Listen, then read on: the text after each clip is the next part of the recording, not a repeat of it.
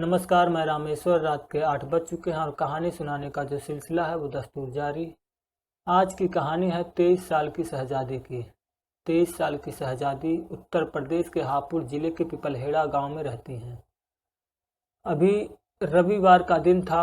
पिछले रविवार के दिन सुबह के समय शहजादी के भाई के मोबाइल पर एक उनके जानने वाला अजहरुद्दीन फ़ोन करता है और कहता है शहजादी के भाई से कि सब कुछ खत्म हो गया।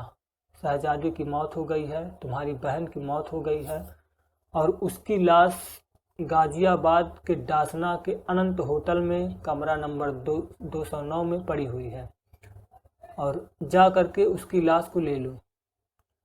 अब ये अजहरुद्दीन जो है, शहजादी के परिवार वाले अजहरुद्दीन को अच्छी तरह से जानते हैं और अजहरुद्दीन ही फ़ोन करके शहजादी के भाई को ये सब बताता है।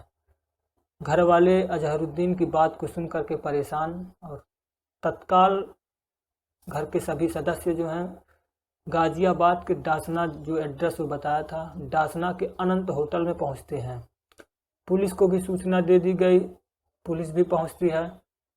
पुलिस के सामने कमरा नंबर 209 को खोला जाता है और शहजादी के परिवार वाले और पुलिस और होटल के लोग सबके सामने शहजादी बेड पर पड़ी हुई थी और शहजादी की लाश जो है बेड पर पड़ी हुई थी और शहजादी के नाक से कुछ झाग जैसा निकल रहा था, मुंह से भी और नाक से भी। देखने से ऐसा लग रहा था कि शायद शहजादी को जहर दे करके मारा गया हो या फिर जो है उसका मुंह दबा करके मारा गया हो। फिर परिवार वालों से इस बारे में पूछा गया तो परिवार वालों ने बताया कि सुबह के समय जो अजहरुद्दीन है वो फ़ोन किया था और उसी ने इस घटना के बारे में जानकारी दी है। अजहरुद्दीन जो है, घर वाले बताते हैं कि अजहरुद्दीन जो है शहजादी का लिव इन पार्टनर था। 4 साल पहले इन दोनों की दोस्ती हुई और फिर दोनों एक दूसरे से प्यार करने लगे।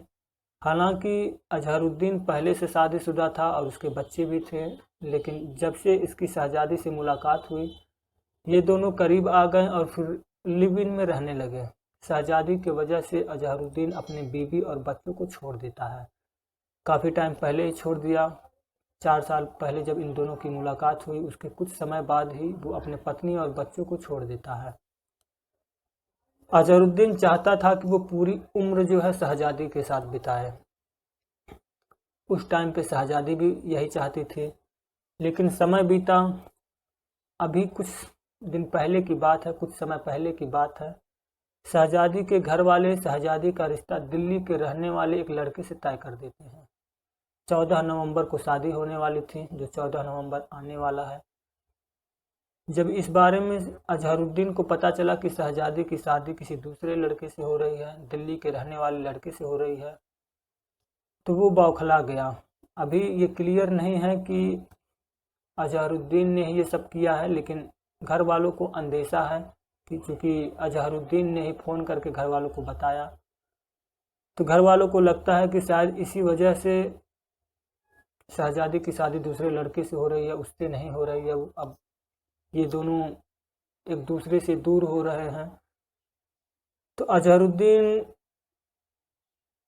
शहजादी के शादी से दुखी था, लेकिन इसके उल्टा शहजादी जो है अपनी शादी से खुश थी। वो चाहती थी कि वो जहाँ पर उसकी शादी तय हुई है वहीं पर उसकी शादी हो। अजहरुद्दीन के साथ वो नहीं रहना चाहती थी। शुरुआत के टाइम पे ठीक था, लेकिन अब जो है शहजादी अजहरुद्दीन के साथ नहीं रहना चाहती थी। इसी बात को लेकर के शायद वो चिढ़ गया होगा और शहजादी को आखिरी बार मिलने की इच्छा जाहिर करके बुलाया और होटल में ले जा करके उसकी हत्या कर दिया।